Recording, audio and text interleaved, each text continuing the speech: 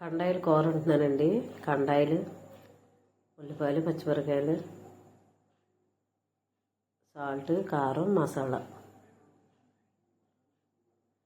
మళ్ళీ కండాయిలు చేపెడుతున్నాను. పొయ్యి మీద దాకపెట్టి నూనె వేసానండి. ఉల్లిపాయలు, పచ్చిమిరకాయలు వేస్తున్నాను. అవి వేసి బాగా వేగాలి, వేపుకోవాలి. బాగా వేగాలండి. అవి వేగిన తర్వాత చూపిస్తాను మళ్ళీని. అవి చూసారా అలా వేగిన తర్వాత అప్పుడు మళ్ళీ మసాలా వేసుకోవాలి మనం అందులోని. సేమ్ కోడి మాంసం వండినట్టే అండి కూర. ఇంకా ఇదే కష్టమైన కూర ఏం కాదు. ఆ కండాల చేత కష్టం మనకే. అక్కడ మసాలా వేస్తున్నాను, నేను ఆడిన మసాలా.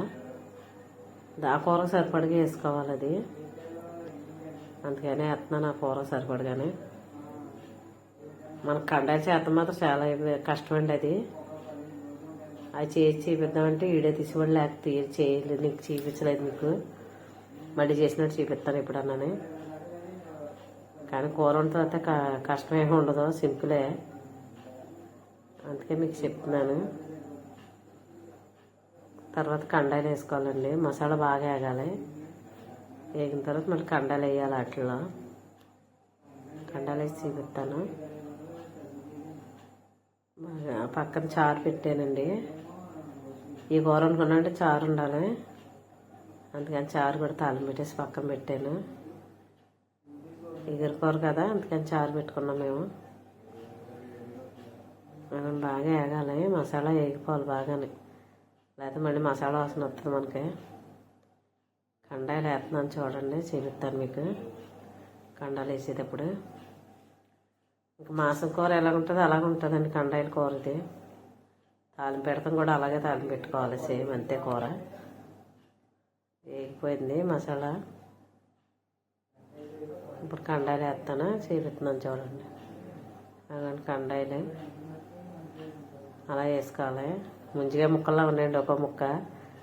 అది చూసారా, ముంజిగా ముక్కల్లాగా ఉంటాయి. ఇదేమో చుంచు, కోడ చుంచులు అంటారు, కండాయిలు అంటారండి వీటిని. కొంతమంది కోడ చుంచులు అంటారు వీటిని. నేను కండాయిలు అంటున్నాను. బాగుంటుందండి. ఎక్కువ ఉన్నాయి కానీ ఎగురు తక్కువ అయిపోతుంది. నీరు కింద ఉంటుందండి, వాటరే పడదు అందులోనే. వాటిని బాగా వేపాలి, నీరు బయటకు వచ్చేదాకా వేపాలి వాటిని. అలా వేపుతుంటే నీరు అంతా బయటకు వచ్చేది, వాటిలో ఉన్న నీరు కింద అయిపోద్దండి కూర. బాగా వేగాలి అవి, బాగా వేపితేనే కానీ బాగోదు అది కూర. అందుకని చెప్తున్నాను మీకు అంతమాలోనే. అలా వేగాలండి. వేగిన తర్వాత మళ్ళీ మీకు చూపిస్తాను. తర్వాత సాల్ట్ అది వేసుకుందాం. అది కూడా చూసారా, నేను చెప్పానా వాటర్ వచ్చేద్దని. చూసారా ఎంత వస్తుందా,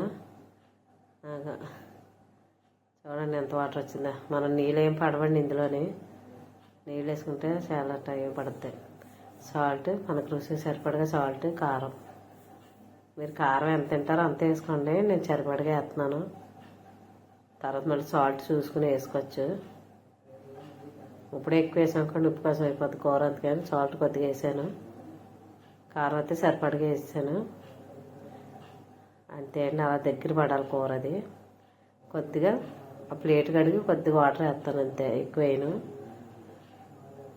కొద్దిగా వేస్తాను, మిక్స్ చేస్తాను. అన్నీ వేసుకోవాలి, ఏంటి ఇంకా నీరు కింద అయిపోద్ది కూర, అందుకని కొద్దిగానే వేస్తున్నాను. ఇంకా వాటర్ ఏం పడదండి అందులోని, నీరు కింద అయిపోద్ది కూర అంతానే. అది ఉడికిన తర్వాత మళ్ళీ మిక్స్ చేస్తాను నేను. దగ్గర పడాలా, అది కోడి మసాలాగా దగ్గర పడిపోవాలి కూర. అది మూత పెట్టి మళ్ళీ మిక్స్ చేస్తాను. అది దగ్గర పడింది చూసారా, బాగా దగ్గరికి అయిపోయింది.